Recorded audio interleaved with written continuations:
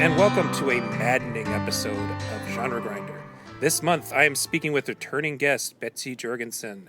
Betsy, would you like to introduce yourself to anyone who hasn't listened to our previous very good episodes? Yes, I am Betsy Jorgensen. I have done a podcast called Your Favorite Monsters, where we have talked about both Scooby-Doo Mystery Incorporated and Clone High. And we promise we'll come back someday with another thing, but we're still debating on what it will be. So you finished off Clone High? Yeah, we did. I don't think I knew that.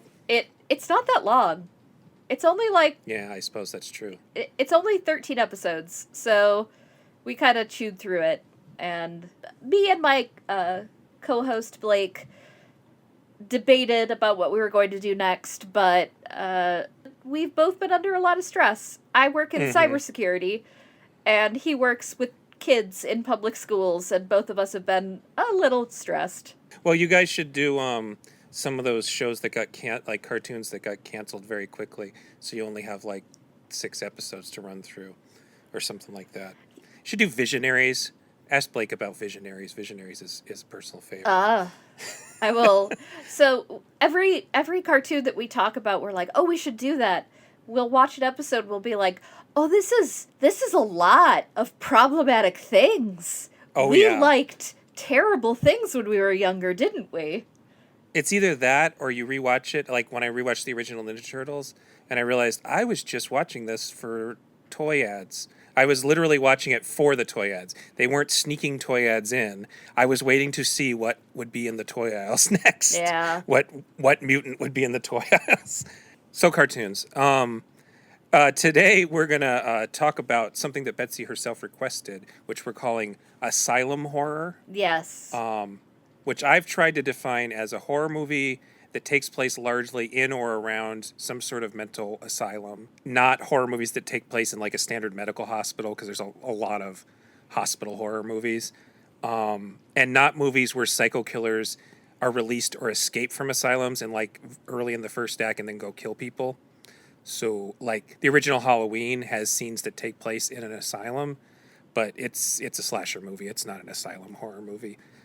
And a lot of slasher movies and pre-slasher movies are about insane people that there's a whole other thing going on there. And we're not going to cover a big large list like I did with the impossibly long thing I did with Patrick or Jim recently. We're gonna cover 4 movies. Yeah. We each picked 2.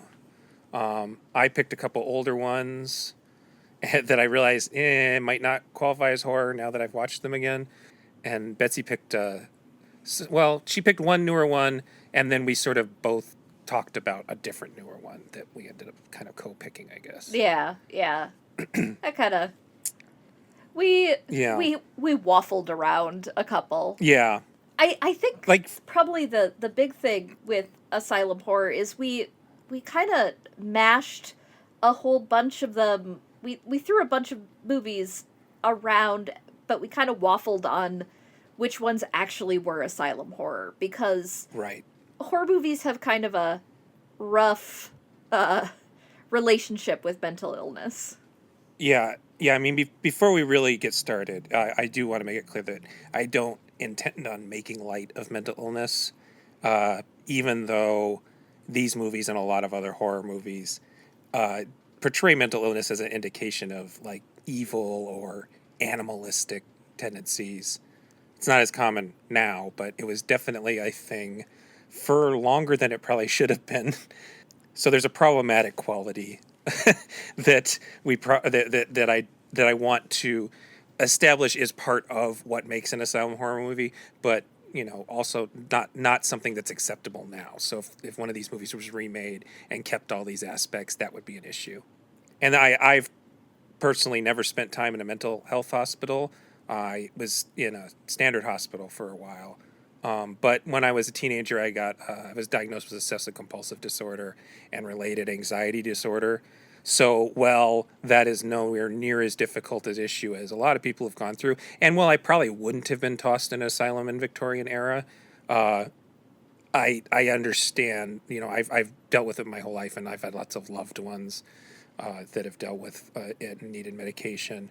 And I have visited people in the mental health hospitals over the years. So trying to be sensitive about this if I can without totally ruining the fun of talking about these outdated movies. Yeah, it is always an issue with things like asylum horror where there are very scary aspects of this very real thing. Like, I have family and friends who have been affected by really genuinely scary mental illnesses. I have a cousin who is schizophrenic, and I've had I have visited friends in mental hospitals, and there are genuinely real life scary things about that, and none of them are things that are going to be portrayed in a horror movie because those are not the kind of things that you want to go see for entertainment. And a lot of the things that get explored in horror movies are exploitative in Right. a lot of the very real ways that you were talking about, where mental illness patients are portrayed as evil or animalistic or villains when often they are victims. Right. So, especially when we're going back with some of the older movies, they are definitely a little less sensitive. But I think, like, with our choices here that we've made with our movies, I think it tells a very interesting story about filmmaking, especially as it's progressed, and how asylums have been seen, like, especially in the film oeuvre. So yeah, well, we'll do. I plan on doing this in chronological order, like I usually do. So the first one I picked was Bedlam from 1946. I originally thought this was the oldest movie that qualified as asylum horror, and that was just failure on my part because the Cabinet of Dr. Caligari is very clearly a horror movie that takes place in and around an asylum, and is one of the oldest and most famous horror movies ever made. So that was my fault, but I figure a lot of people have seen that, so we don't need to go that far back. And then also, there's a number of movies based on a single story, which we'll discuss in the next piece of this. That it doesn't come into play here. So, Bedlam is the last of 11 movies made on a low budget by producer Val Lewton for RKO Pictures, and 9 of the 11 could charitably be considered horror movies, and those would be Cat People, I Walked with a Zombie, The Leopard Man, Ghost Ship, The Seventh Victim, and Curse of the Cat People. It was the last in the series. There was 3 in the end of the series. They're all starred Boris Karloff, which were The Body Snatcher, Isle of the Dead, and this movie. And this one was directed by Mark Robson, who had directed Seventh Victim, Ghost Ship, and Youth One's Wild, which is, along with Madame Fifi, one of the 2 non-horror ones. And the most famous guy who worked with Lewton was Jacques Turner, and Robson edited some of Turner's titles. So it has a very good pedigree coming into it. But I will say that this is the first time I'd seen this particular one. I'd seen the other ones, the other horror ones, several times actually. They're all on Shudder except for this one. And I don't think Bedlam's bad, but it's definitely mediocre and the least of the series, considering Lewton, Robson, and Karloff are, pretty much at the top of their powers. I just assume that this was a point when the box office just wasn't there anymore. Yeah. So they probably were dealing with less. And there is a loose historical factuality here. There is Bedlam Royal Hospital, which had the nickname Bedlam, which is where the phrase Bedlam comes from, meaning madness breaking out. And there was it's vaguely based on a series of paintings. Yes. And which is strange. Yeah. Yeah, William Hogarth. Yes. Painter from the 18th century, and was called A Rake's Progress. It was a series of paintings. Which is funny because I've been watching a lot of very bad exploitation movies lately that purposely try to steal ideas and then get in trouble for it. But in this case, they credited Hogarth as a co-writer because they loosely based it on his paintings of what was sort of real events. Which is wild. Yeah, I mean, like, they wanted that good William Hogarth box office. They wanted that sweet, sweet artistic merit. Yeah, Mwah. which, might have been a Val Lewton issue where he was getting so much credit for doing so much with so little that he is like, this is real art. I'm doing it now. Yeah, maybe. I also wondered, like, they play up this, like, beauty at the mercy of madmen kind of thing. Mm-hmm. But it also reminded me a lot of the historical... So, I think it was in the U.S. Nellie Bly is this reporter, and I can't remember. She was an American journalist who is actually super important when it comes to asylums.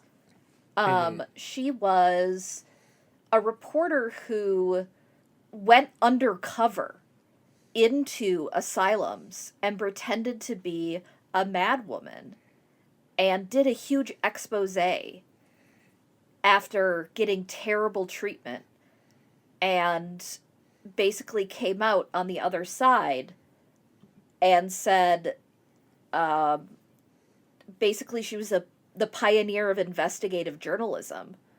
And basically blew the cover out on how abusive asylums were.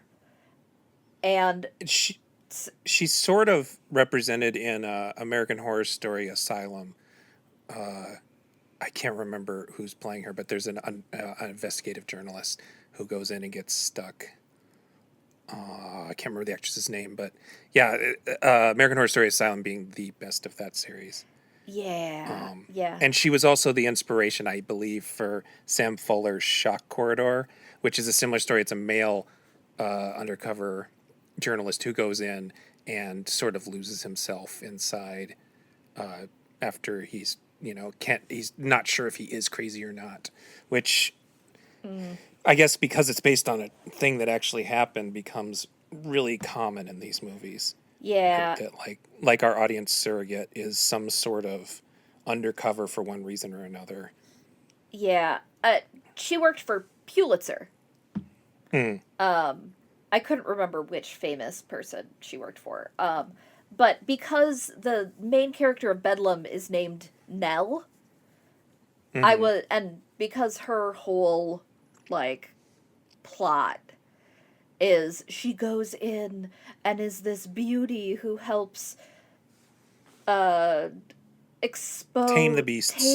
That just does all this good. I was wondering how much of her name was supposed to invoke this person who helped uncover the great corruption within the asylum through her beauty and her whatever. But who knows? It could have... Well, one thing I like about it is that she's not immediately painted as a good person. Oh, she's kind... No, she's not. She's an aristocratic asshole in the first act. And that's really... This movie is... it's really not a movie about mental health or hospitals, or it's really about the way rich people treat poor people and for their enjoyment and do what I'm saying is what's best because I'm your better kind of thing. Yeah. But it which is I we didn't watch a million of these movies, but I'm pretty sure that's a thread that would go through a bunch of them. Is that basic theme, and yeah, like you were saying, it definitely portrays the mental patients as kind of animals who need to be tamed. Yeah. But I was kind of surprised that they're not the villains though. No. They're sort of like. They're sort of like a force of nature in a lot of cases. Some of them are actual characters. Yeah. But the villain is Boris Karloff, and he's a villain, and he knows he's a villain.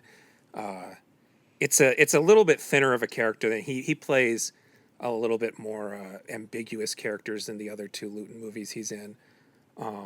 So he's sort of having fun. Like, if you're a Karloff fan, it's definitely worth seeing this movie because he's just being a prick. Yeah, he really is.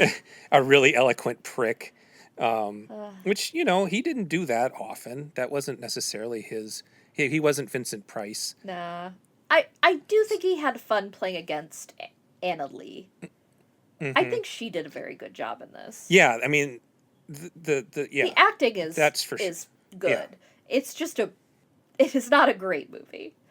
And it's also, by the time you get to the end, it's really not a horror movie. It really is a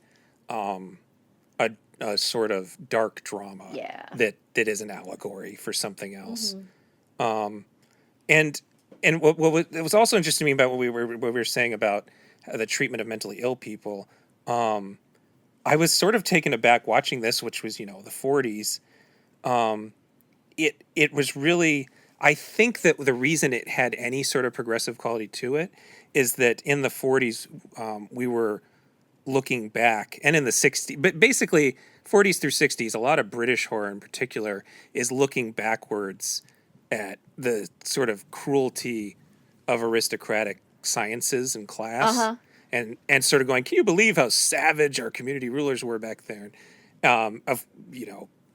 Sort of like, oh, it was insane what it was back then. Can you imagine? Look at the horrible things they did to people. In reality, that I don't think British prime minister and government got much better. But yeah, it feels like there was something about in a lot of the Hammer horror movies, they really made Peter Cushing's Frankenstein is very much a villain in the Hammer Frankenstein movies, mm-hmm. Who's doing these savage, shitty things, which you don't see that in a lot of Frankenstein movies. Usually, Frankenstein is either sort of wretch or he's just out of his league and doesn't know what's going on. Yeah, yeah. I mean, I think about like the first big scene where you see the party and they bring out one of the patients that they've painted gold mm-hmm. to like pose as a statue for the party. Yeah. And the commentary track talks about how like the person who was playing that statue actually fainted because they painted too much of the person, but which is also wild. Yeah. Because you're just like, okay, the movie. You do know that actors are people, right? But the idea that the mentally ill in the movie were forces of nature, were less than human. And, like, some of them became people as they got more characterizations, but not to the people who were treating them. Right. It often has a parallel a lot of the time in movies that have minorities in them of the time, where minorities will not have agency. Yeah, I mean, you could put I Walked with a Zombie in that category very easy. And also The Leopard Man. Yeah. Both have that kind of issue going on. Yeah. So, yeah, Luton was definitely not... For how progressive he was on women's gender politics and stuff like that, he didn't necessarily... It was still the 40s. Yeah. I mean, And these were still B movies. I mean, they all look fantastic, but they were very low budget. And they were, I mean, they're black and white in a time when color was a sign of prestige. Yeah. I think just the fact that a lot of them are so good, that's something that is forgotten when you look back on movies from these eras, is that they were made to make a quick buck, and most critics probably considered them trash. Yeah. It sort of ends on a, which has no historical precedence as far as I could tell, on the idea that she has sort of transformed it, and it will be a good hospital now. Yeah.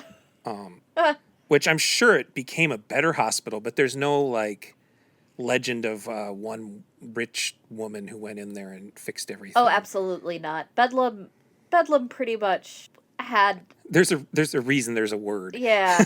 Well, I mean, Bethlehem Hospital's history was people used to come in and buy tickets to watch the mad people. Mm-hmm. And they, because people who had been put in there were money makers for the hospital, and it's terrifically horrible. Mm-hmm. The history of treatment of mental illness is a horror story in itself, especially through the era of the idea that people who are mentally ill had done it to themselves and or were cursed by God. Yeah. Like, we not only have like a society who is blaming the people who are sick on their own misdeeds and that they have some kind of moral failing that must be punished and they must be kept safe from the rest of society. There's then this moral superiority that we can have over them, that they must be kept in filth. We can then also come and laugh at them. Right. And profit? Yeah, it sounds great. Ugh. One of the facts I learned while listening to books on tape, or audiobooks is what we call them now because we're not 40 in our 40s, was the phrase mongoloid, which is a very outdated and offensive term for people with Down syndrome. Mm-hmm. It was coined because it was a way of telling families that had these babies with Down syndrome that these weren't actually their children. They were actually the children of Mongol invaders, that their sort of bloodline had gotten mixed in with all of ours because they had raped and pillaged so many. And so you could throw these children, these actual children, into these asylums and just forget about them and not feel guilty about it because it wasn't really your child. It was some long dead Mongol invader's child. And that was a fact I never knew. And that was the idea that you use it as an excuse to forget children was even worse to me than the idea. Yeah. Woof. Yeah. So that's where that term comes from. That's why we don't use that term, not just because it's not accurate, but also because it has a lot of horrible connotations behind it. But yeah, the idea of just dumping children in these places, that is the horror of it. And in this movie hints at that. One interesting thing that happens in this movie that I didn't know about, that I assume is true, is certain artists are institutionalized and then make practically free art for these aristocrats. So like a guy is writing, I believe he's writing poetry or sonnets or something, and it just to ensure that he doesn't get in like chained to a wall or something. And that makes sense too. If artists are commonly tortured people, so it's probably pretty easy to get them institutionalized if they're not already rich, and then you just benefit off their paintings or their songs or their poems. That was something that never even dawned on me before, but that's another thing that makes it feel like it's more about class than actual mental illness. Well, you've got the idea of a debtor's prison, where if you go into debt, you no longer have your freedom. Right. But you also have the corresponding, long-standing, let's call it mythology, around Van Gogh, with his madness allowed him to paint, even though any of his struggles with mental illness kept him from being able to create. It was the treatment of his illnesses that allowed him to be able to create. Right. But again, the places that you could get those treatments were places that did not treat you well. Yeah. So yeah, no.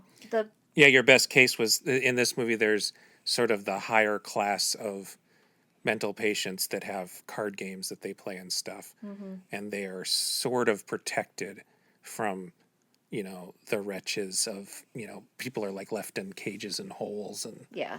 all sorts of stuff.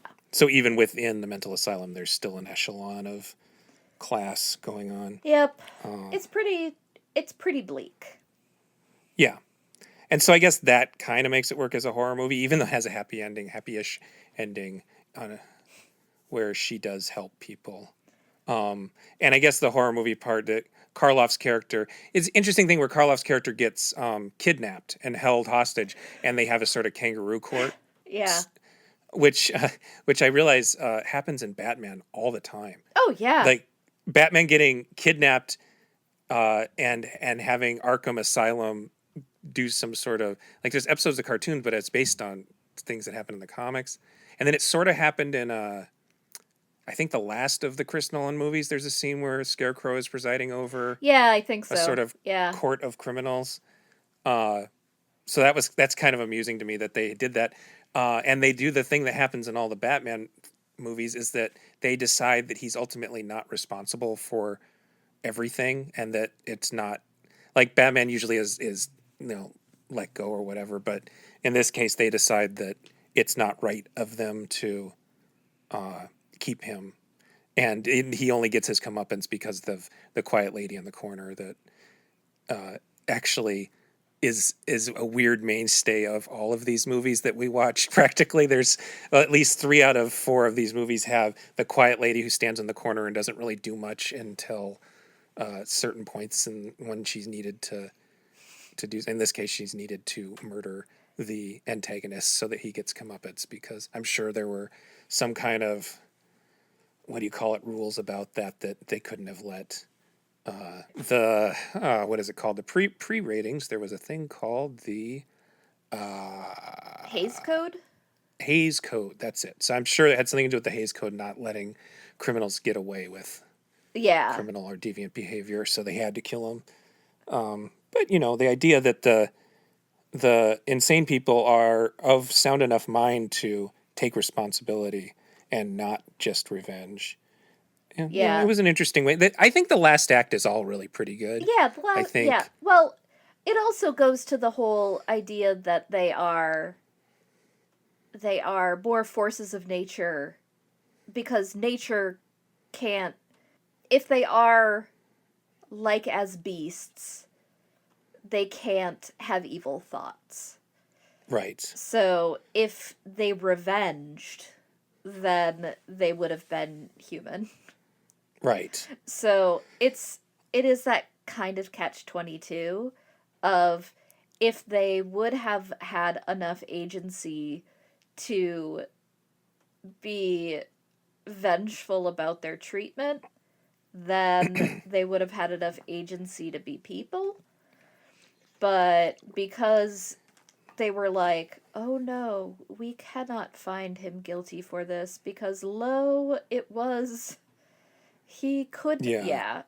It's one of those that is sort of progressive, sort of, by being like, I mean, yeah, for what they're doing. yeah, it's weird. It's one of those where it's like, it's sort of like how we still have that thing with autistic children with superpowers. Is still like, there was just one in the Predator reboot sequel movie that's still an issue, and it's this really not pandering is not the right word, but it's like a way of saying, look at how beautiful this mind is, and it's romanticizing something without giving any agency to the characters. Yeah. With the problem, so we still do this in a way that's like, no, they're good people, but they're not really people either. Yeah. So yeah. So it's good for its era, and it's honestly better than a lot of your 80s slasher movies in particular, which are just like, this guy escaped and he's just gonna murder the shit out of everyone, like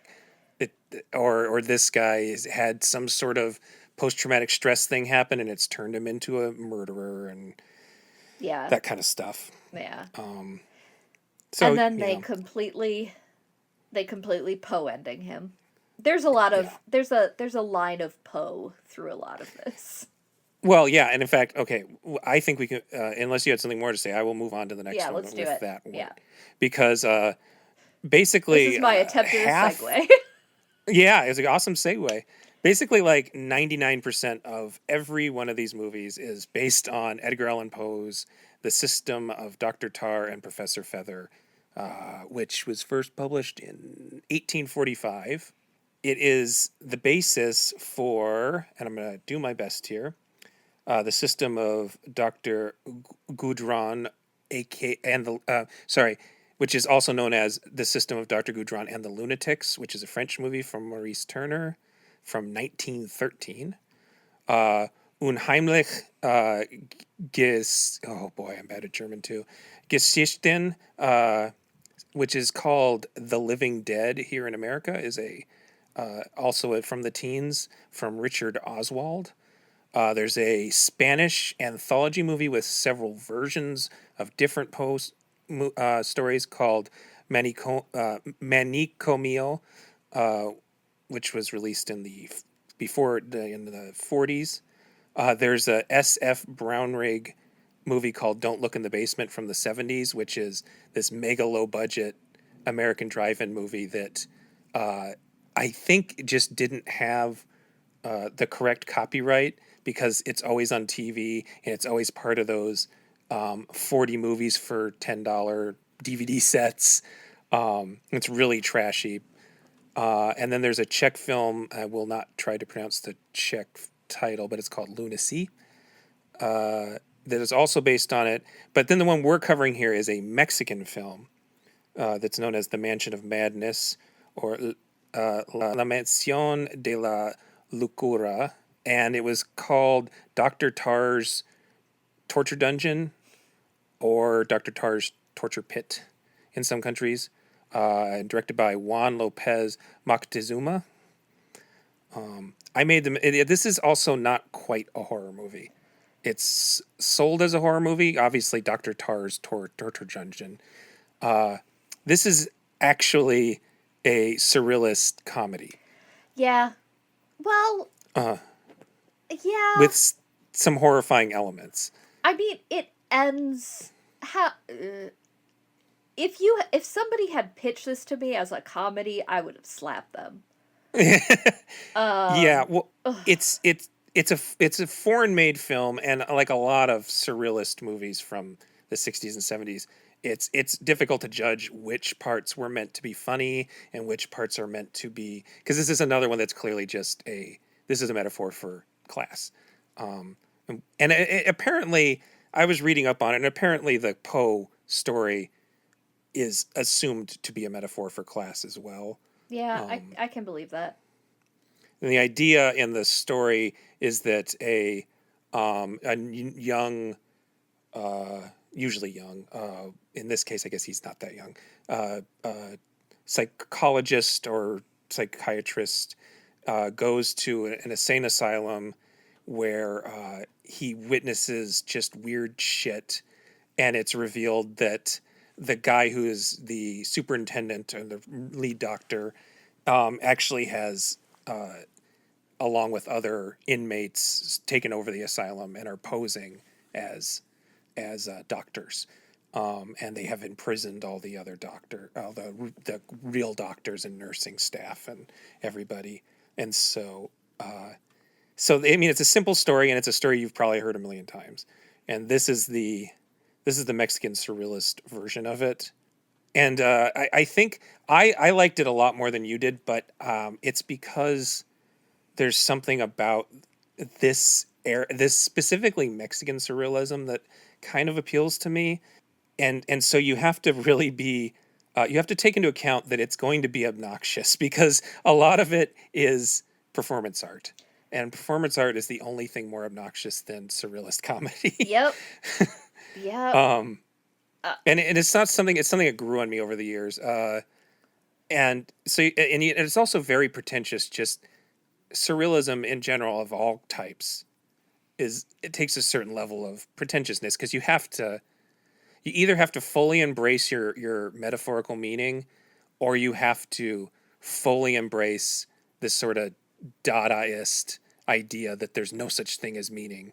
And both those things are pretty pretentious. And I can get down with Dada. Yeah. But the graphic and brutal rape, like, Yeah. real early. Like, just Yeah, it's real early. That is used basically to throw away a character that is neither acknowledged nor affects any of the characters, that is yeah, and kind of used as a joke, does actually ruin it for me. yeah, and that's really early in the movie, so I assume that's something that's because it's in different versions. I know of the adaptations. There's people who sort of are with the guy when he comes to the insane asylum, and they're attacked by the crazies. Yeah. And it's interesting because her rape is mostly off screen, but the way it's done, I'm sure that there were certain rules in Mexico at the time about what you were allowed to show.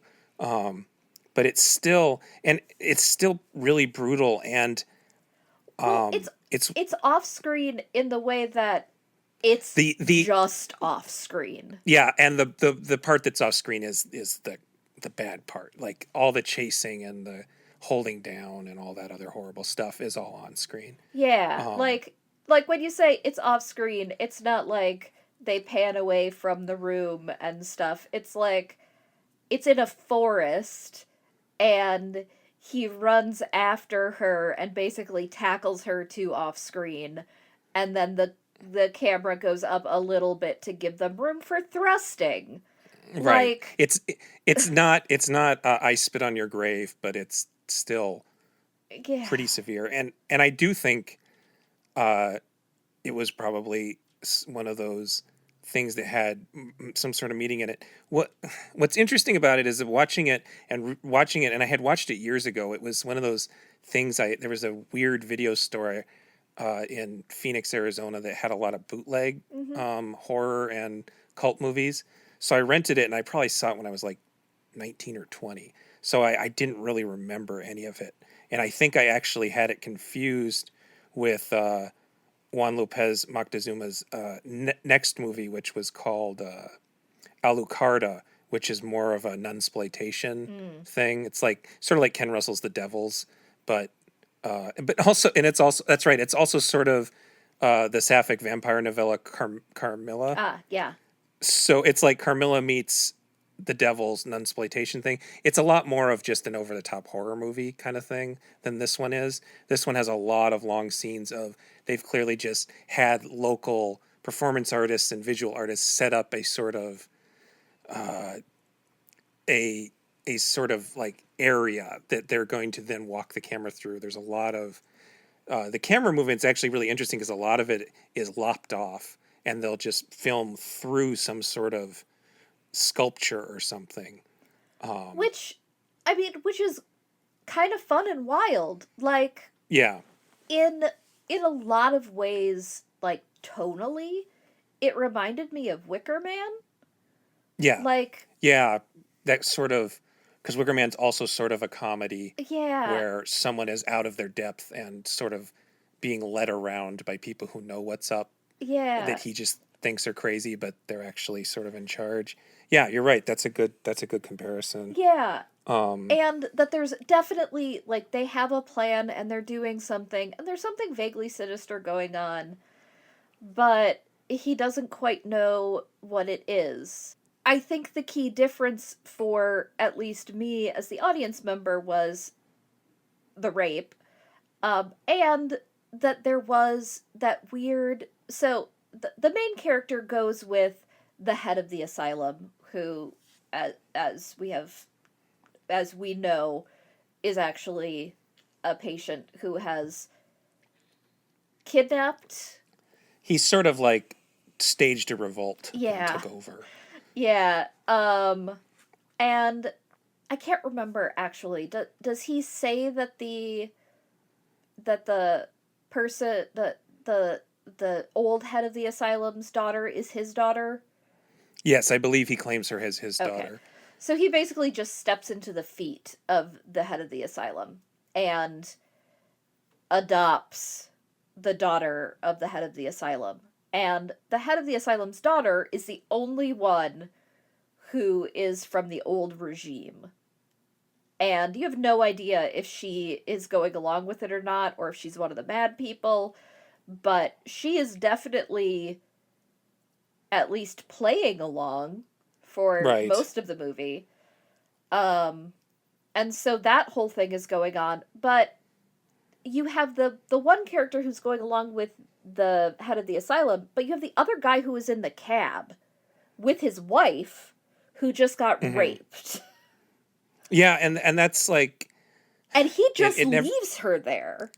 Yeah, and and again, I'm sure that there was some sort of, like, if they sat down the director and talked to me about it, he would be like, "Oh, this is meant to represent Something. blah blah blah, the rape of something something." Something. But Yeah, just lost Betsy as an audience member to see a guy jump away into the woods, leaving his wife behind after she had been brutally raped by someone. And I'm like, and then kind of laughing with somebody else about, like, just being useless.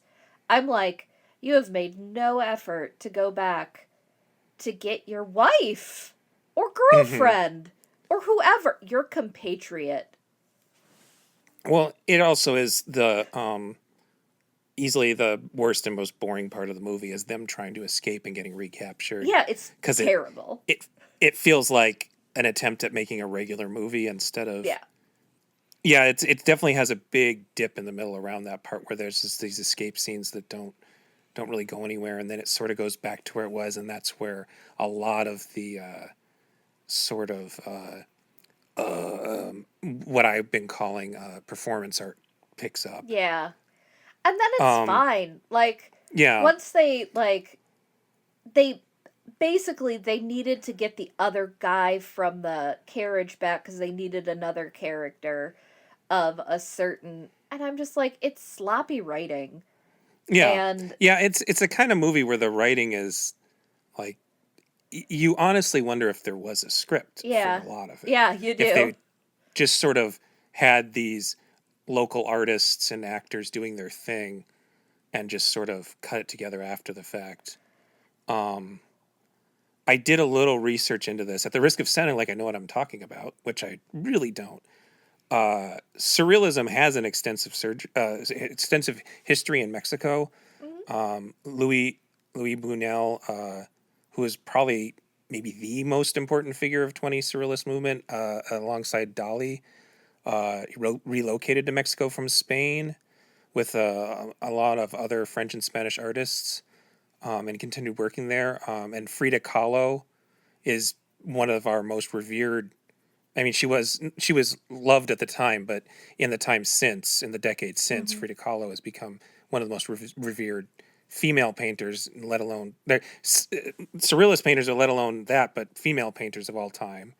And she worked alongside Gunther Gerzo and a Chilean artist who had really relocated there, Roberto Mata, whose work is really cool. I was looking at it. And Buñuel sort of set up the idea of Mexican surrealist cinema. He had made some stuff there, but it was really 1970 or late 60s. Alejandro Jodorowsky, who was another Chilean, he came and he did Fondo Elise, El Topo, which became yes. the Midnight movie. Oh, El Topo. And The Holy Mountain were all made in Mexico with Mexican crews. And once you know that, and then you realize that Moctezuma was friends with him and was an assistant on both El Topo and Fondo Elise, and that this movie was released around the same time as Holy Mountain, you're like, you start to see all of, oh yeah, this is Jodorowsky light in a lot of ways. Yeah. And it starts to make more sense because Jodorowsky's movies will have metaphorical rape scenes that are usually less cruel in most cases, but he'll have really, like, violence will be about something else, and he'll have situations where there'll be a very big set piece made by a famous artist. In this case, sets and costumes were designed by Lorena Carrington Mm-hmm. and her son Gabriel Wise, who were pretty famous surrealists in their own right. Mm-hmm. So they would have these canvases to do stuff on, and then you would sort of, like this one isn't quite a mountain. I almost said Mountains of Madness. Mm-hmm. Mansion of Madness isn't quite as. I've caught myself almost saying that like 3 times. Yeah, So. it's easy to do. It's not quite as episodic as El Topo or especially the Holy Mountain, which is entirely episodic, but it still has that sort of episodic quality, which is why, yeah, the plot is based on a short story, and it sort of just takes the beats. It's really about scene to scene Mm-hmm. stuff happening and how much that works for you as a viewer. I don't want to say that this movie is passing value judgment on the clinically insane people. Again, it's using them as sort of a prop. They're really part of the painting, if you will. It is not, I don't think, passing a value judgment on them as a whole. You're right. There are the guards, the rapists. Yeah. Are pretty. Well, They're pretty much villains. But like the guy who takes over the asylum and the rapists and the guards that he convinces to kill people are definitely the evil insane. Yeah. And so there is a contingent of malicious insane in there that are definitely on this side of villainous, malicious, insane that I think is definitely on the insane asylums are places where bad things are. And like it's the asylum itself has an evil in it that is then taking away the agency of these other characters. It does the thing where the insane people who don't really have character will turn. That's something you see in a lot of these types of movies, the ones that are taking place in the asylums, is that the sort of rabble, they're not necessarily going along with the bad guy or the good guy, and they can be used to turn sides as the story needs. yeah.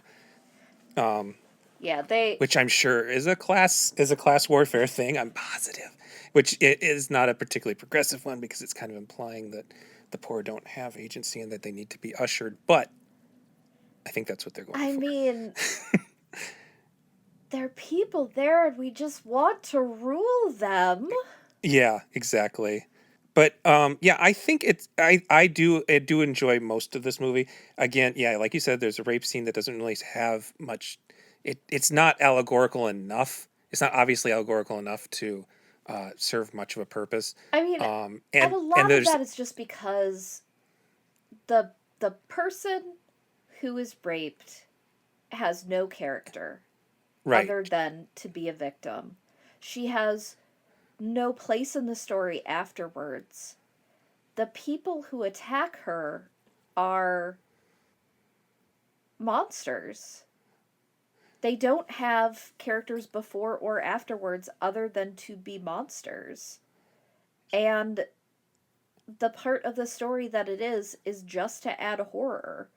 And it's not even really fridging, come to think about it. No. Because it doesn't really spur the male hero to do anything. It doesn't affect anybody. Yeah. Like, it is so gratuitous because it doesn't even, it removes a character from a story in such a way that it removes the character from the motivation.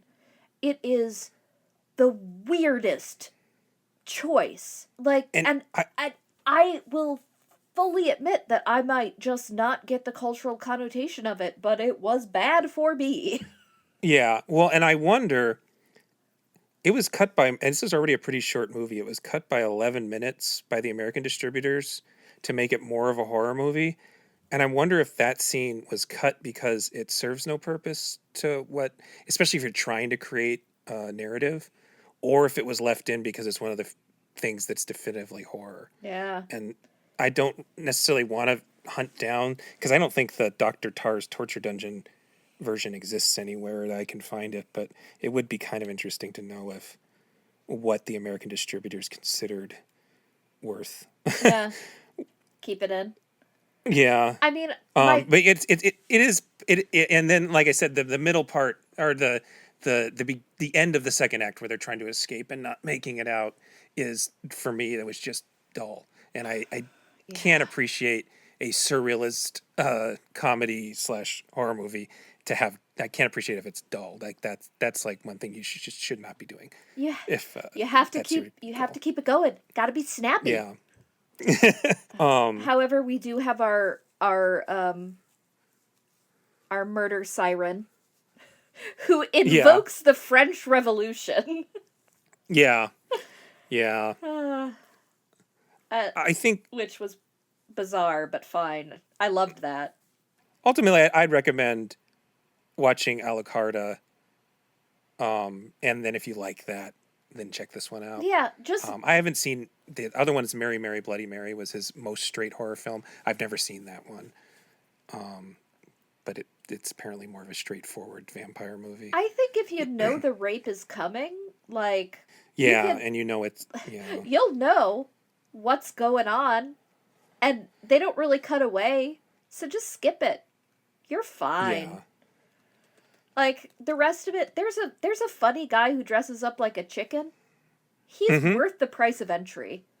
All those scenes where they're sort of having like a party kind of thing, which is in the original story. It reminded me of a movie I really like by Teru Ishii called The Horrors of Malformed Men, which is based on Edgara Rampo, who is the sort of Japanese guy who his name was supposed to sound like Edgar Allan Poe. Rampo was this sort of, he wrote a lot of stories like that were taking off on the sort of quality of Poe's stories, but they were always more perverse and kind of silly and strange. And Horrors of Malformed Men is a sort of secret anthology with a bunch of these stories in it. And there's a part towards the end of the movie. It's similar. It's basically the director hired a lot of performance artists to just sort of do their thing and film it, and it wasn't really necessarily part of the plot because there isn't a plot anymore at that point. It really reminded me of that. That came out the year before this, and I prefer that to this. But there's something fun of the just paying a bunch of performance artists and costume designers to just goof off and do their thing. So yeah, I would recommend those two first, and then if you're still in the mood, especially if you've sat down and you decided I'm going to watch every version of the system of Dr. Tar I can possibly find, then this is an interesting take on it. Yeah. So then the next thing we watched, without realizing it, was also based on the system of Dr. Tar and Professor Feather. And I don't want to say this is necessarily a more true version of the story because it really expands on it a lot. Yeah, but it's a more coherent movie. Right. It's more of a movie and it takes it more seriously, and it's more realistic as to what Victorian and the very beginning of the Victorian era, I believe, is when it's taking place. Yeah. What asylum life was and mental health medicine was like at the time. This is from 2014. It's directed by Brad Anderson, and that part of the reason I kind of wanted to watch it is because he had made his big breakthrough was a haunted asylum movie called Sessions 9 that is pretty beloved. One. Yeah. That's about some guys who are supposed to, I believe they're stripping fire retardant stuff from inside this haunted asylum to get it ready to be renovated. Yeah. Asbestos is the word I'm looking for. Stripping asbestos, and they sort of start to experience the hauntings, and it's a much more subtle kind of haunting. And I like the idea that I don't think this is actually what happened, but in my mind, Brad Anderson had this breakthrough movie, and then he got to make The Machinist, which is the one where Christopher Bale got scary skinny, and that was his only real brush with Hollywood, and it didn't really go over. So he decided to years later return to Asylum horror, just to see if he could do anything with it. And then he made Stonehearst Asylum. Yeah, and he made Stonehearst Asylum, which has almost nothing in common with Sessions 9. Yeah. And again, really is pushing the horror aspect. This is a psychological thriller / drama. Yeah. Is what I would say. Yeah, it really is. It is fun. Yeah. I was suspicious of it because it's technically American made, and the cast is huge. It's got Kate Beckinsale, Jim Sturgis is the lead. I guess he's not a huge deal. David Thewlis, Brendan Gleeson. You got 2 Harry Potter people right in a row. Ben Kingsley as a secondary lead. Michael Caine, Jason Fleming, who's a personal favorite, has a couple scenes. Yeah, it was don't Michael think this Caine that got me, actually. Yeah, and you at first think he's not going to have any scenes, but he does. He has flashback scenes. Yeah, he does. But this wasn't released in American theaters as far as I can tell. And that sometimes you hear these movies and like they have big stars and you never heard of them, and it turns out they were like made in Canada or something. You're like, oh, that makes sense. But this one wasn't. So I was a little like, well, I haven't never heard of this. And then the fact that it's not a straight horror movie or a dopey action movie, that was another red flag. Like how badly received was this movie? That also changed its name from Eliza Graves to Stonehearst Asylum, apparently late in production. Yep. Which is another bad sign. But it has a made for TV kind of vibe to it. It does. But it does. It's not bad. But, no, I mean the parts that work pretty well, I think. I mean it's not good. But No, but the cast is. I think Jim Sturgis is not great because he's just not great. Yeah. He's the guy who was in what was it called 21, and he was in Across the Universe, the Beatles musical. I just don't have a lot of. I don't. I mean, and he's acting alongside like David Thewlis and Ben Kingsley. Yeah. They're just and Kate Beckinsale and him have zero chemistry, and a lot of the plot is predicated on them having enormous, almost immediate chemistry. Yeah. So that's a little bit of a problem too. Yeah, and I mean, Kate Beckinsale's real nice to look at, but she's in a very thankless role. Yep. I think this is a I don't know. You could have some really interesting actress just make it kind of wild, I guess. I mean, yeah, because it's. But she isn't allowed to do a lot. I like looking at Kate Beckinsale. Oh yeah, but I mean, I would not say she that was she's... in her late 40s or in her mid 40s when she made this movie. I think. What the hell? But I would not have put money down on that. Yeah. Okay, I crazy. take back everything that I was about to say. She's amazing. Yeah. I was gonna say that she isn't. I was trying to think of what else I'd seen her in recently, and then I was like, wait, she was in the Underworld movies, and she did great in that, and I enjoyed watching every bit of her in those. Yeah, I mean, she's the reason to watch them. With one of them was really awful. I can't remember. I think it was Blood Wars, which would have been made just directly after this. Was the one that was just so boring I almost turned it off. Yeah, but like she'd been doing them forever. She can't make no, that I mean, direct and she and Michael Sheen and I guess what's his name's in a couple. Bill Nighy's in a couple of them. They're the reason to watch them. Yeah, Bill Nighy talking about Underworld is the best because he's like, I don't do stunts. That's why we've hired stuntmen. They need to work. I'm looking at her. She's been working pretty regularly, but just not. No, she just does. She doesn't do big movies. It's fine. No, she doesn't really want to. She's unfortunately married to the director of the Underworld movies, who is just the boringest guy. But oh no, they got divorced. She's cool again.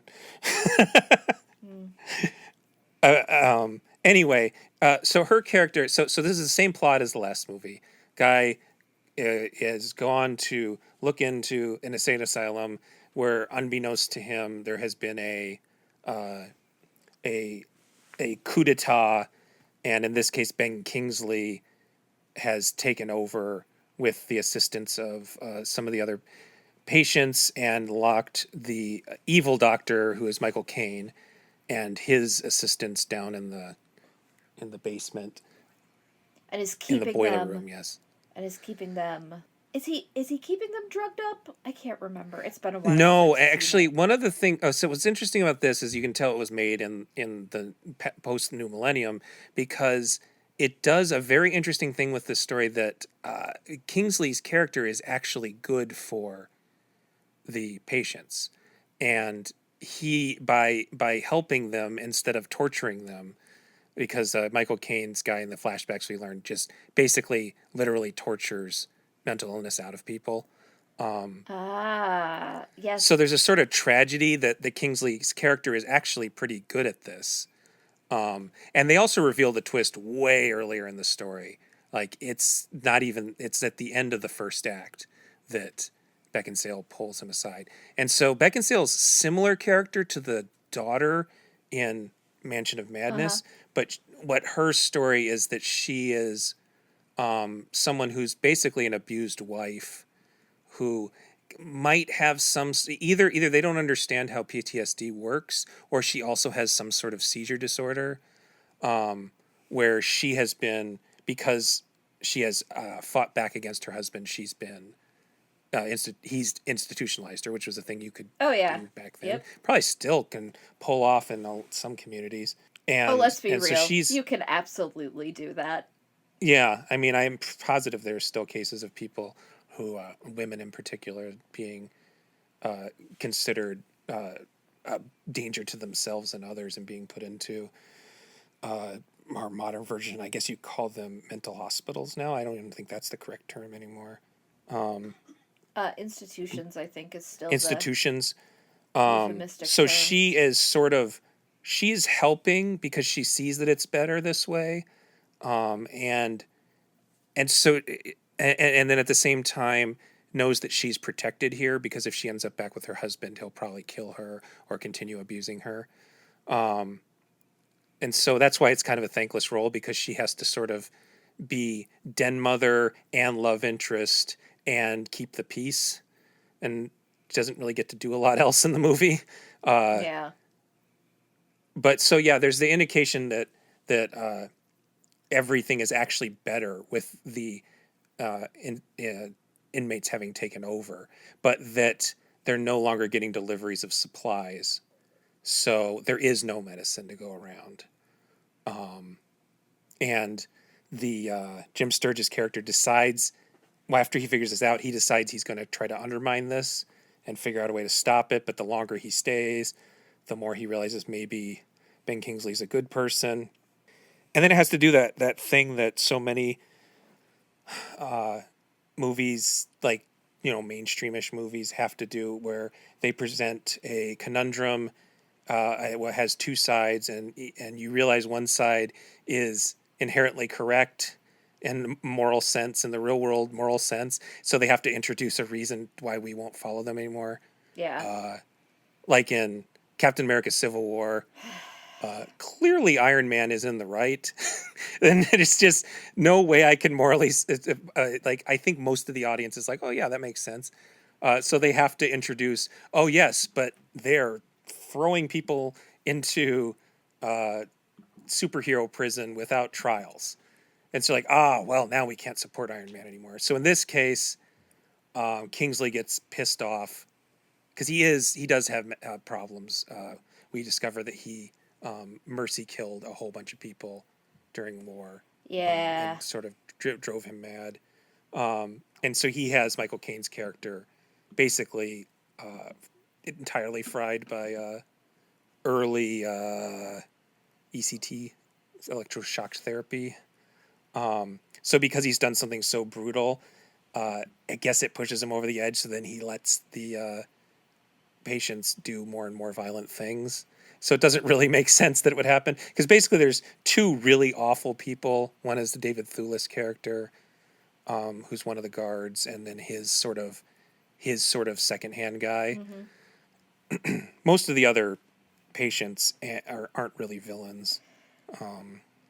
Yeah, it's this the whole the reason this works as a horror story is the patients have taken over the asylum is like, okay, well maybe the patients are doing a better job. Oh wait, no they can't possibly be, because the inherent irrationality of mental illness causes instability. The more interesting twist would have been that the audience surrogate character, Sturgis's character, would have realized that they were in the right and supported them, but nobody would have the authority, and it would all go back to shit, and he would have no control over it. Yeah, that would have been That would be the good. real scary ending. Yeah, it would have been. But instead, they take it to shit. Uh, I kept on hoping for another twist, and then they had one, and I didn't like it. yeah, that's fair. Where the Sturgis character, they take forever. He's there specifically for Kate Beckinsale.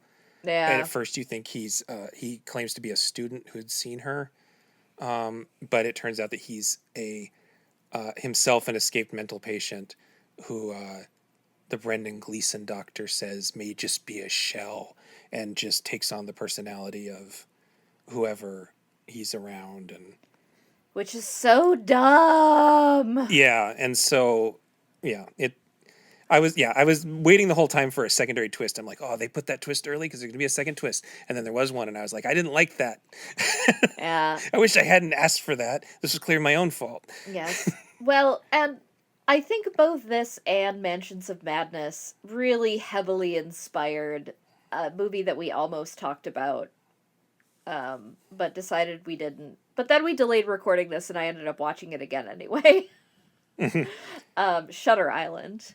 Which is based on a book.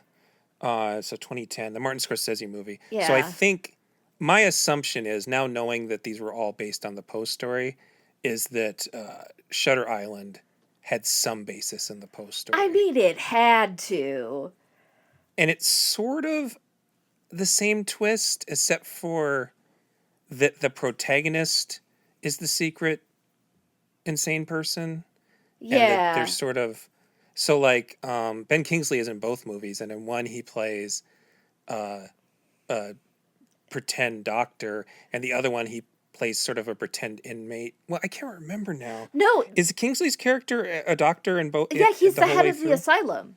He is the head of the asylum. So he's in on it, and this is his idea to let Yeah, but the DiCaprio character wander basically around. they kind of are toying the whole is they kind of toy the idea that maybe they're doing the whole are the inmates in charge of the asylum, but there's also this idea of are the doctors murdering patients and hiding them, or are these things, and those questions aren't necessarily answered in Shutter Island. Yeah, that's sort of forgotten. There's some other questions that happen, but like the real stuff that like gets mucked around with is the fact that they are trying a revolutionary new treatment of lobotomy in Shutter Island, which I have so much time for. Because if I wanted to watch that movie again, I'd just watch Sucker Punch. That takes place mostly in an asylum. It's not a horror movie. That's why I didn't include it. Yeah, I watched that one recently too. Because actually, I say that with a very mocking tone of voice, but I actually kind of like Sucker Punch still. Yeah. It's bad in parts, but like it's one of those that like it got a real bad rap for bad reasons. Yeah. I mean, not for its portrayal of an asylum. Like, it got every bad rap it deserved for that. Yeah. But part of the reason that rap is so bad is because of unreliable narrators, probably, but at the same time, Oscar Isaac is in it. And I forgot that because he wasn't quite he wasn't Oscar Isaac yet. Exactly. It's like watching Attack the Block. Yes. And being like, oh yeah, you were so good. Anyway. Yeah, Shutter Island, it was funny because I always thought of it as a sort of super classy version of Don't Look in the Basement. Well, now I know Don't Look in the Basement was based on the Post story. So yeah, that was where I had that connection from.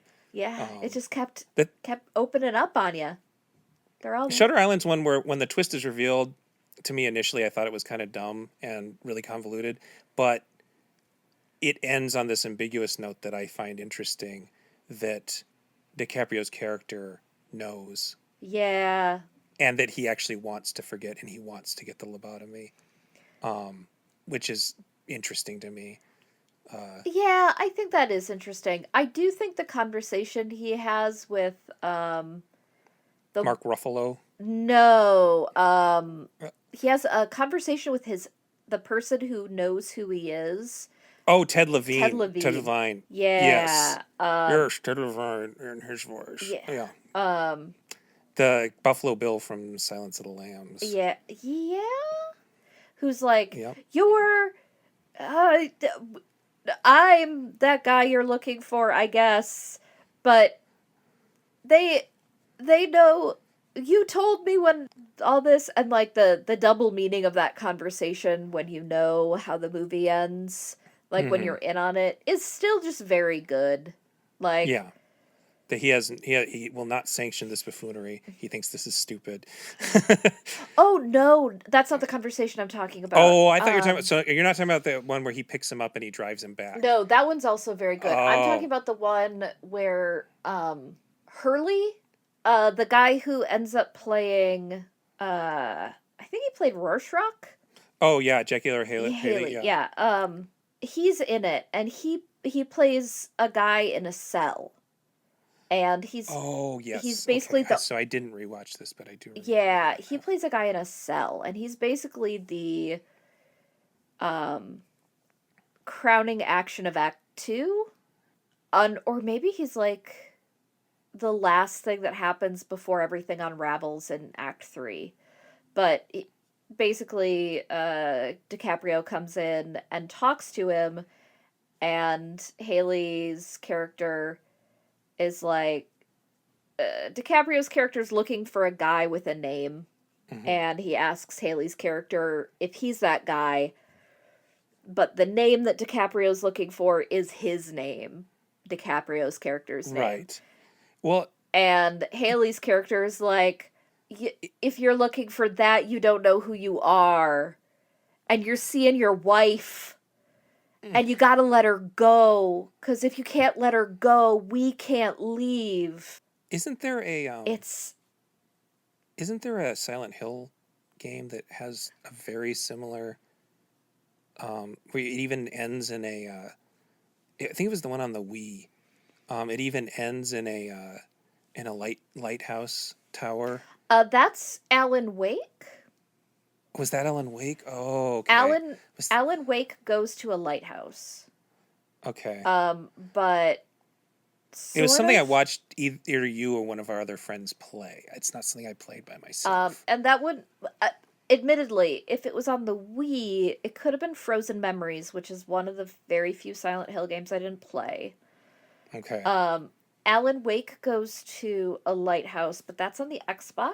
I'm probably just No, it's cool. I think it was. So you said it was called Frozen Memories. What did Frozen Memories. Yeah. Alan Wake goes to a lighthouse, and there's like a huge storm behind him. I really like Alan Wake. You play a writer, and you attack everything with light. Oh, okay. So I remember that game. That was a different game. Yeah. Silent Hill Shattered Memories Maybe it is Shattered Memories.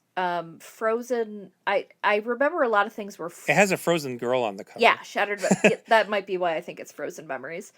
Yeah, this is what I was thinking of. Okay. Well, that has a similar plot, sort of, to. I know that it It ends in a clinic. it retreads the first game's plot a lot. From like, yeah, different point of view or something. Yeah. And yeah, the guy, yeah, that's right. So the guy is living a fantasy. Mm-hmm. He is not the father. Yeah. Boathouse, harbor, lighthouse, yeah. There. So that's what I was thinking of. So there's probably somebody, like 2 people listening to this podcast screaming, "Shattered Memories! It's called Shattered Memories! Not Frozen Memories! Betsy, you said you liked Silent Hill! What are you talking about? Yeah, I like Silent Hill. That's why I didn't play that one. Yeah. Come at me. Release. Reception was average C's. Anyway, yeah, I think that was when I watched our other friends play. Yeah, anyway. Yeah, probably. Our other friend told me not to play it, so. That makes sense. So yeah. So Shutter Island, yeah, is another one that's sort of feeding off of this post story that everything else is based on. Yeah. Which brings us to our last one that is completely different. It's so totally different story. This is the true modern version of a Asylum movie, which is Gonjiam Haunted Asylum. Yeah. A Korean movie from 2018. And I was intending on watching this anyway because it has a very good reputation with like all the horror critics I follow on Twitter and Letterboxd. They all loved it. So yeah, I intended on watching it anyway. I almost pushed real hard for us to watch this for our found footage. Mm-hmm. Except I threw all of my found footage weight behind Grave Encounters, and I do not regret it. Which, to be fair, there would have felt a little repetitive because this has enough in common with Grave Encounters. Yeah. I mean, I really, really liked what this did, and I'm really glad we watched it for this. Because I think it has some really interesting things, but almost nobody sees Grave Encounters, and I needed you to see it, and I've needed you to see it for years. Yeah. But so this one is directed by Jung Bum-shik, who I'm not familiar with other than this movie. He hasn't done a lot of movies. This is, according to Wikipedia, the 3rd most popular / most watched South Korean horror movie. Based on ticket sales in the year 2018 when it came out. It is only surpassed by Kim Ji-woon's exquisite A Tale of Two Sisters, which actually might be my all-time favorite Korean horror movie. It's so and good. On Byung-ki's Phone, which is a very mediocre movie that I would not recommend watching. It is not good. Like, if you want to watch a Ring ripoff with phones, watch One Missed Call. At least you'll have fun watching Takashi Miike be weird. Yeah. But so this one is what we were talking about at the beginning, the idea that at a certain point, asylum horror movies stop being about what's going on inside the asylums as the horror movie, or even about people escaping from asylums. That's sort of an 80s thing. And it starts to be about the horror that was in the asylum, all the horrible things that were done to people. Is haunted the grounds that the asylum's on. Yeah.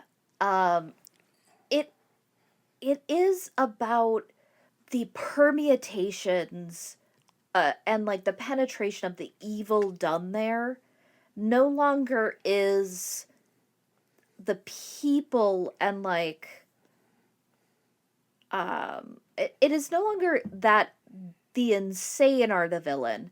It is that the very evil done to them has become a malfeasance or a malicious entity that inhabits the whole ground. Like, we talked a little bit in, like, Mansions of Madness that potentially the asylum itself was evil and it had infected people. And so that there was a maliciousness of the asylum that was acting through like, say, the guards, um, Mm-hmm.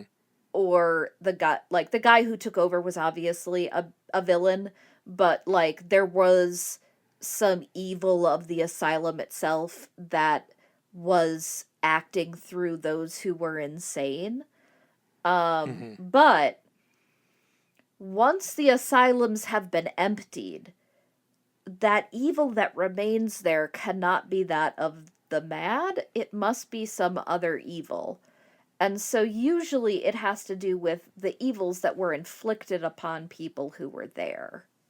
So, like, that has to be the pain and the suffering of people who were there wrongly, or were there and who were supposed to be treated well and were instead tortured.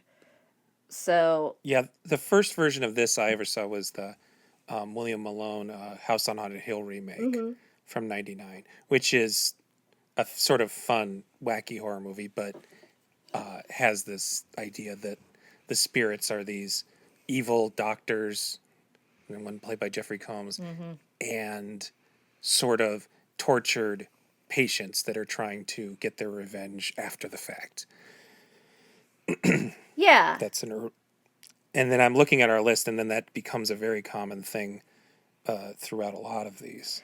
Yeah, I think that it really does become, I think there's a big, like, turning point Mm-hmm. after the 70s in the United States, where we kicked a lot of people out of asylums.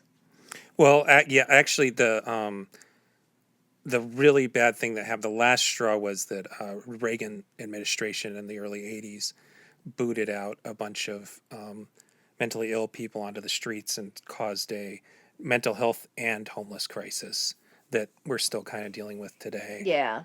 And I think that a lot of, at first, that was sort of like cool to exploit, but I think that eventually people realized that wasn't cool. I mean, yes. And so yeah, somewhere in the '80s this changes. Yeah. Um, So instead of the instead of the mentally ill being just terrifying, because you don't see them and they're just someplace, so that's a terrifying place people just disappear to. Now you know them because they're your community, and you see the horrible things that have been done, mhm. and you can extrapolate that, and then there are these empty, falling apart buildings everywhere. And homelessness and the problems with homelessness and abandoned buildings are a whole nother topic. Yeah, But the idea of abandoned buildings being haunted and abandoned buildings being filled with unquiet spirits, and those unquiet spirits being rife for horror movies, has always been a rich topic. Those, you get a lot of churches in earlier haunted things, or cases where something was built in a spot that was sacred and it's not supposed to be there, so it's haunted now. yeah, Like Amityville Horror does that. yeah, Um, um, and so yeah, this insane asylum sort of became a new frontier for that kind of thing. Excuse me. and I think that, especially with asylum horror things, with hauntings and stuff, people didn't want to move in, like, people did not want to fill up old asylum houses. Mm, Like, yeah. those buildings were bad. Mm-hmm. I mean, to say nothing of the medical waste that might be Yeah. there. Um, like, some of those buildings, it's hard to rent out a building that, you know, people used to be housed in. And, um, Atrocities were committed. yeah. And I mean, some of them were converted fine, but, like, those kind of stories are ones you tell around a campfire because you're bored. Yeah. And those are what make great horror movie fodder. And so that's kind of what we get now, is because you don't find asylums in the same way. People don't get treated the same kind of our mental health facilities don't do the same kind of mental health treatments that they Right. did. Thank goodness. They do other things that aren't necessarily great, but we just don't have those kind of disregards for human autonomy. But we have stories of disregard for human autonomy, and we have a lot of spiritual unrest that we can shove into a building. Right. It's a trauma. There's stories about war trauma haunting people. It's a trauma. It's like a shared trauma thing. Yeah. This so, particular. oh man. Go on. And so this particular movie decides to pair that up with streaming internet broadcast, and it's delightful. And it's sort of all predicated on a real hospital, the Gonjiam psychiatric hospital, which apparently they tried to film there and were not allowed. But it was all because there was a CNN travel listicle called "The 7 Freakiest Places on the Planet." And it's such a short article, I can read the entire description. According to local legend, patients started dying mysteriously in this hospital some 10 years ago, eventually forcing its closure. It is now an abandoned, dirty building with only the most disturbing remnants of its former life, such as rusted wire fences and disintegrating examination chairs. The hospital is famed as one of South Korea's 3 major haunted sites, the other being the Yeongdeok haunted house, roamed by ghosts from the Korean War, and the, I don't know how to say this one, Nuobom Garden, a former restaurant where it is said you can still hear the sounds of dishes being washed in the kitchen. That's like the entire description. So it was funny to read that, and then the movie starts with the characters talking about the exact CNN, like this random CNN travel thing. Really, sort of like it sort of sounds like people in Korea were like, "What? We never heard of this," and then like, "Whoa, it's on CNN Travel. Let's go check it out." I mean, totally. Like, so it's like 20-somethings, 20 to 30-somethings have a YouTube channel where they go investigate haunted areas. So it's like a step more modern than Grave Encounters, which is sort of a Discovery Channel crew. yeah. Like a Ghost Hunters crew. So like this is the next step up, which is even more believable. It is a YouTube channel. It's a well-financed YouTube channel. Like they're planning on editing things, and they have really good equipment. Yeah, they can edit. They have good equipment, but they're going to do a live stream. Right, it's implied they've done before. Yeah. And that this one has enough. It has that kind of thing that happens in like Jaws and shit, where it has enough. It has the possibility of making them a lot of money, so the guy in charge just will not let them stop, even as things get scary or violent, I guess. Yeah. Yeah. So basically, they get like 4 crews together. 3 or 4 crews together? I think it's 3 crews, and I think that the viewing audience is only supposed to know about 1 or 2 of them. 2 of them? And that the third is going in and making scary things happen because it's a sham. Yeah. Yeah. So like they all get together and they're ostensibly one group. Mm-hmm. But 2 of them, It's a girl and a guy. a girl in front of the camera and a girl behind the camera. Oh, yes. Okay. Have their own channel, and they've done a bunch of stuff on their own. Yeah, one of them is sort of she's sort of a, what do you call it? Like a jet setter. Yeah. That goes. Yeah, she's like a sort of a YouTube influencer type. Yeah. Who has, and she's she's Korean, but she's like some sort of army brat or just wealthy enough that she has a anglicized name. Her name's Charlotte. She's the one name I can remember off the top of my head. And she does a lot of English language. She has like what do you, not call signs, Catchphrases. Catchphrases, yeah. Yeah, So and she's like signed her name places, and and yeah. is so the actress. I think the actress is actually doing the graffiti, and it's so good that it took me out of the movie for a second. I was just flabbergasted at how good her spray painted name Charlotte was. It was so nice, and you wonder if the actress was just practicing because she's like, no, no, let me do it. I can do this. I can do this. Or they just very cleverly just had her do the end. I suppose is possible too. But it took me out of the movie for a second because I was so impressed. Yeah, it could be. It was good though. So she's an outsider. There's a guy who they're kind of set up as the like.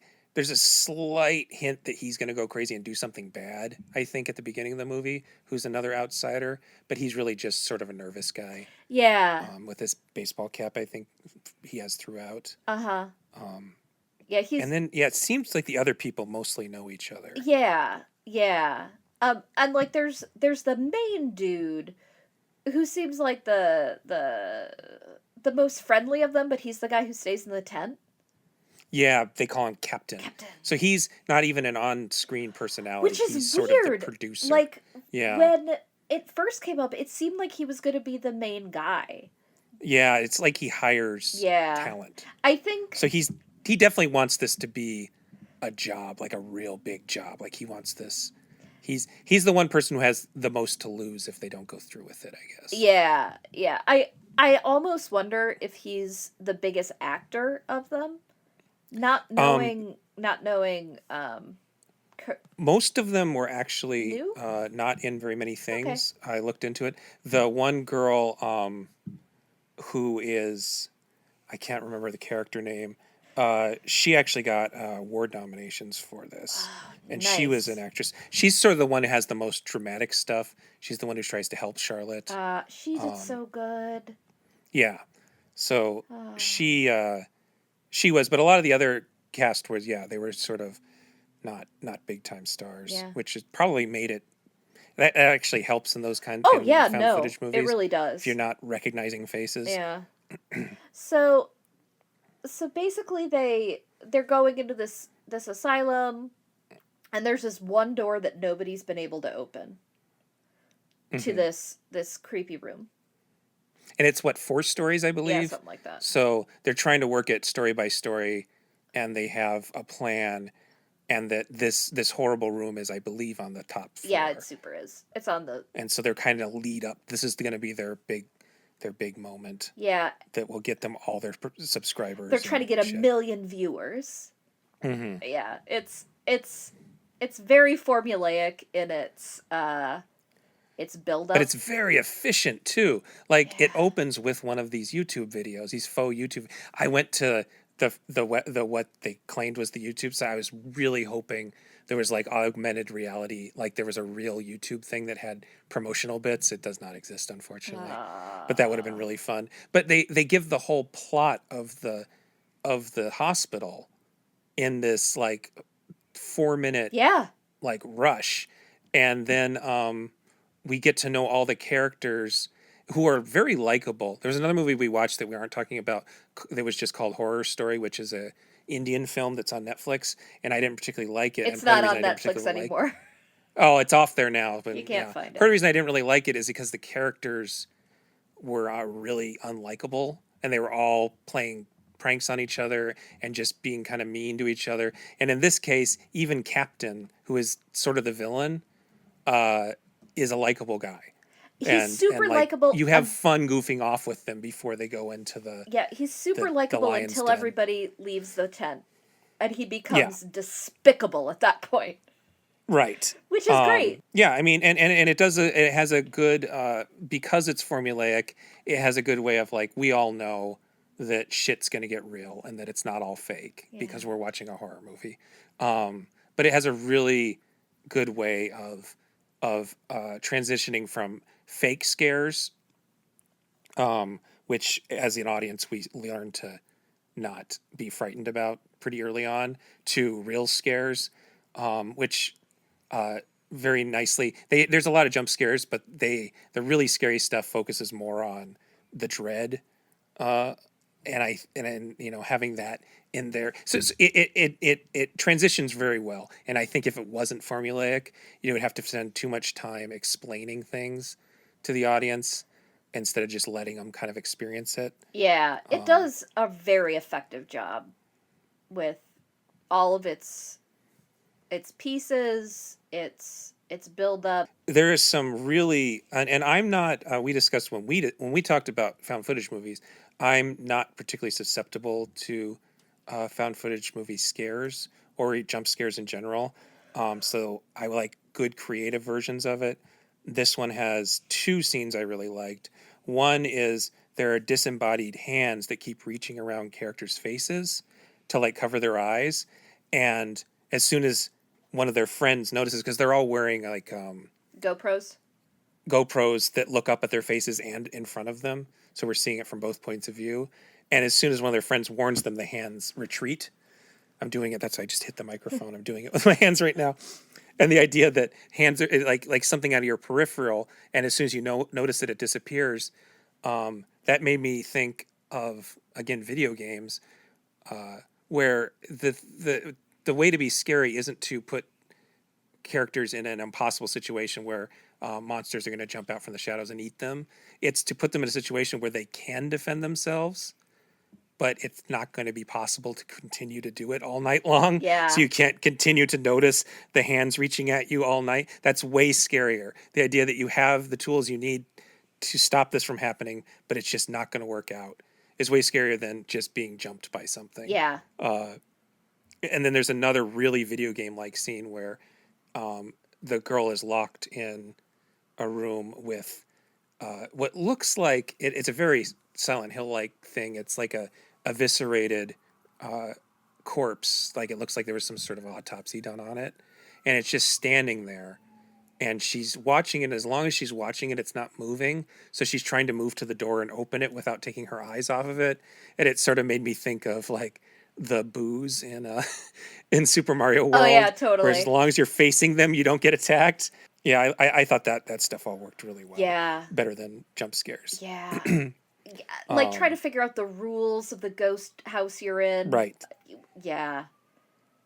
There's also... I mean, yeah, there's some scenes where people just getting thrown around by loud noises, but, you know, that's just sort of a way to take some people out of the... Well, there's also a very good one where there's a period where part of the crew is messing with the other part of the crew. Mm-hmm. Because part of the crew is in on the joke, right, messing with them. But as you know is going to happen as the audience, halfway through, the hospital takes over. Right. And that one is also very effective, I thought. Like, somebody sticking their hand in something. Yeah, and so you think and that was the interesting about watching this right after Horror Story, is Horror Story has characters constantly doing that to each other, fake scaring each other. Mm-hmm. And this one, the first fake scare, is almost immediately revealed to be a real scare. And so it was like a breath of fresh air after so many fake scares that like, no, shit is real now. Yeah. They did like one fake scare in the room before that was actually just really good and effective, because mm-hmm. you were like, wow, they had to really set that up to mm-hmm. work. Like, that was not just like piddly. And they had to like take a whole scene to show how they faked it. Yeah. But then the next one was like one of those stupid ones where you just like stick your hand in something and then it goes immediately bad. And then everything starts going worse. And you're like, oh, it's the beginning of the end. This is great. By having the captain character staying in their little tent doing all the editing and stuff, mm-hmm. and they are able to have a reason to rewind footage and show us things that were going wrong, and make us as the audience know that this wasn't what he intended, so he's being freaked out by it, and so the fact that the guy in charge is being freaked out is no good. And it immediately gets rid of the main problem all found footage horror has, which is why are they still filming? Yeah. They're still filming because the cameras are literally attached to them. And at a certain point, the ghosts start to use the cameras, basically. Which, why wouldn't you? If you're trying to freak people out and your whole lot in life is scaring and murdering people as ghosts, why wouldn't you take advantage of the fact that they've brought cameras in? Yeah. Oh, and there's that one part right at like the very end where it's like, did the stream even ever start? Where Yeah, I'm like, oh, that's such a good little like denouement. yeah. Where it's Because like, people are like leaving, like the stream is getting ready to go, and people are lining up, and then yeah, it ends, and everybody's just left. There's only like 500 people watching. There's one a cool idea that I didn't think worked out, where the guy's using a drone to try to look at two things at once. So yeah, he's walking, and it's the same thing that happens in Grave Encounters, where uh, geography stops making sense, and walking through one thing, you suddenly are outside, or now you're suddenly inside. And so he's watching himself via the he's using his eyes to move around, and then also watching himself move around via the drone, and the image never quite lines up. Like, they never quite figure it out as filmmakers. It's a cool idea, but it doesn't quite. It was very visually confusing. And you're just talking about the people who are setting up the scares. My favorite line is they hear all the people freaking out as they're setting up another scare, and the girl says they're screaming like they're being chased by pirates, which is a very random, silly line, I thought. it's a good line though. Like, Yeah, it just works so well. Like yeah. it was a good like capper on Asylum movies. Like it made sense why all the ghosts hated people. I mean, if anything, I would have it have even more backstory. They don't explain a lot of the ghost stuff, and that is something like I like in the movie Wreck and Wreck or Record, if you would rather, Wreck and Wreck 2 have all this as the movies go on. They just keep finding more lore about the building they're in, and it's another thing that feels kind of like a video game. Like if you're playing Resident Evil, you keep finding files and shit to read the lore of the area. So like if you want to play the game just through, you can. If you want to play the story, you can look at all the shit around you. That's like the one thing I felt was like I would have wanted more of them finding. I mean, I do think that's the best part of any found footage like Mm-hmm. place is finding out why the stuff is happening. And yes, it was lacking. Like they didn't It really. could just use more. Yeah. That's what it comes down to. Mm-hmm. They didn't do anything wrong. And honestly, the production design is so good that it just seems like it seems like, I'm sure it's way scarier than the actual Gonjiam is. I'm sure that's been somewhat cleaned out over the years, and Yeah. it's just like this perfect amalgamation of water damage and old file folders and papers that have been like started to like become part of the floor because they've been laying there for so long in such moisture. So yeah, those are the ones we watched. I believe you said that Exeter is Yes. one that might be worth sitting through.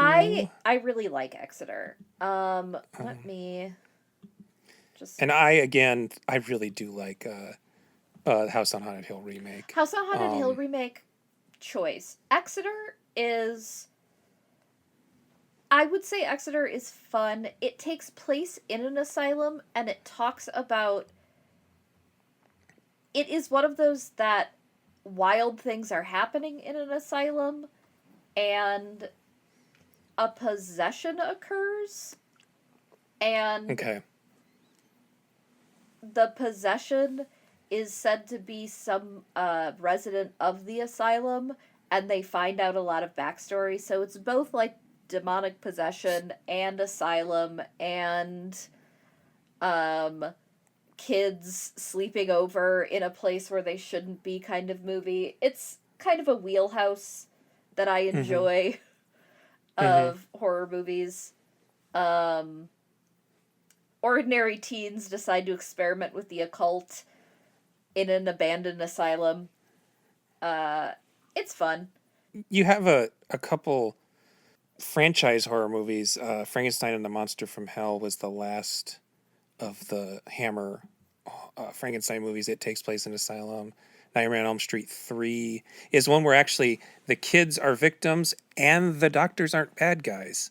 That one's unusual. It's just Freddy is getting people in their dreams, so they can't stop it. Yeah, that one, and also good. And yeah, and the best Nightmare on Elm Street movie, as far as I'm concerned. yeah, and a return of the protagonist from 1. Nancy. Yeah, Nancy. Hellraiser 2, it takes place at least the first half or third in Asylum. And then Ginger Snaps 2 is a kind of interesting. I never saw the third Ginger Snaps, but Ginger Snaps 2 is it's less than a mental asylum and more of a place for dealing with drug addiction, but they kind of overlap. So it's to give you a absolutely stone cold review, there's a movie called Clinical that I tried to watch for this, and I give it 0 stars. It was terrible. I think it both has to do with dissociative identity disorder and has a suicide attempt straight on the screen. I give it negative reviews if possible. Don't watch it. It's bad. Yeah, one recent one that is genuinely frightening but makes some very bad choices, so I didn't like it, was Steven Soderbergh's Unsane, which is someone involuntarily committed. I won't, it's a new enough movie that I won't spoil, but a certain thing happens at a certain point that kind of pissed me off and made me think it was a little bit regressive. But it is very frightening in that way, that stories where you know you're sane and no one else will believe you are frightening. That's a particularly harrowing kind of thing. I mean, we also could have talked about Gothica for that kind of movie. Which it's been so long since I saw that, but yeah. I mean, that was a similar.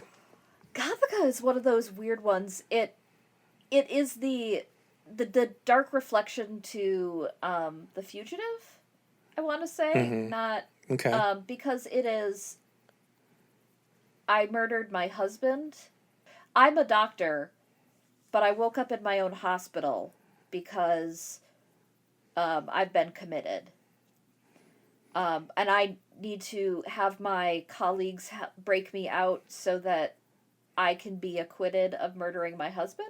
It's from the same studio and producers that did House on Haunted Hill and 13 Ghosts. And so it is enormously early 2000s. Yes. The thing about and then also has a twist built into it because The Sixth Sense means that all horror movies of a certain grade had to have twists for a little while there. Yes. And it's not a terrible movie, but I don't think any of the Dark House. Well, I can't remember. Nah, but Dark Castle. I don't think any of the Dark Castle movies were bad. But it is one of those that should have a heavy sexual assault warning on it. Kind of out of goddamn nowhere. Like, it's one of those that you don't see it coming, and then it's like the whole third act is like what it's about. And it is not a thing that, like, as much as I've been bringing it up as a thing that has made movies unenjoyable for me, it's not like it's a trigger for me. I just know it ruins movies for other people. I don't particularly enjoy watching that, but I do know that it completely destroys movies for other people. I'm just usually like, this is boring. Yeah. This is an uninspired take. The whole thing about Gothica is a spirit of a person possesses her, potentially, to solve her murder, and she murders her husband because her husband had been kidnapping girls and raping them. Yeah, I kind of remember that now. Yeah, and that's the whole, like, wait, what? And Robert Downey Jr.'s in it. And I think it's one of Robert Downey Jr.'s first, like, Please accept me back Yes. kind of roles. Yes. Yeah. It is right before Iron Man. Yeah. Yeah. God, this movie's almost 20 years old. I know. Jesus Christ. Yeah, that's why I'm not remembering it, because it's been 18 years since I've seen Yeah. it. I mean, I've watched a lot of, like, mediocre ghost horror movies, especially mainstream ones. Like, I didn't push for it because it is not, for asylum horror, it's much more of haunted revenge woman horror. She just happens to be put in an asylum, sort of, because she was a doctor, and that's, like, the twist on the revenge ghost stuff. The asylum genre, I feel, really goes down to the fear of lack of control over your own life, and whether that's being taken from you by society, whether that's being taken from you by your family, whether that's being taken from you by the undead. Like, that's kind of where the asylum horror lives. And that's kind of the fun place where you can watch a good asylum horror thing. You get to see where those lack of control issues, like, play out in a movie. Before we go, I want to mention that we're recording this from our respective homes, not in person because of coronavirus. We both live in the Twin Cities metro area, and this is only a couple days after police murdered Dante Wright.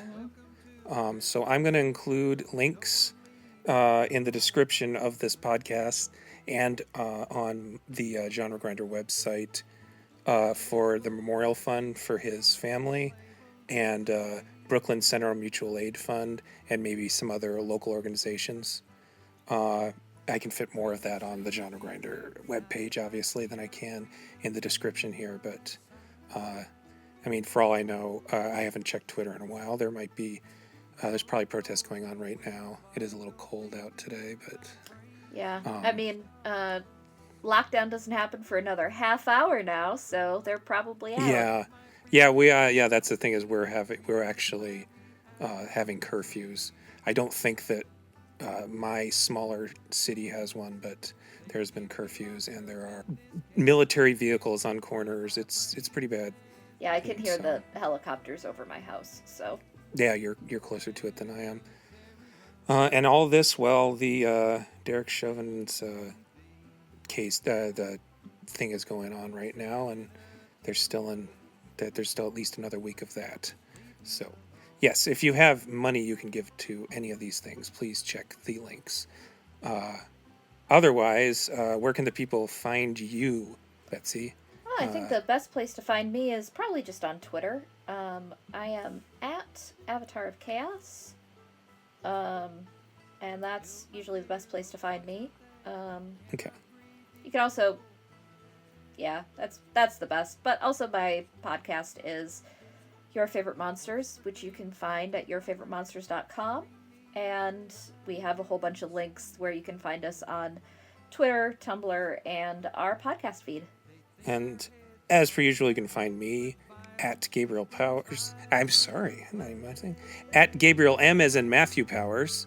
The Genre Grinder Facebook page, at Genre Grinder on Twitter, the genregrinder.com website, and with the Now Playing Network website. I'm going to say goodbye. Do you have anything else to add, Betsy? Nope, that's it. Okay. Take care of yourselves, everyone. All right, take care of yourselves. Bye-bye. They see it right, they see it well, but they think this saves us from our hell. Sanitarium, leave me be. Sanitarium, just leave me alone. Sanitarium, just leave me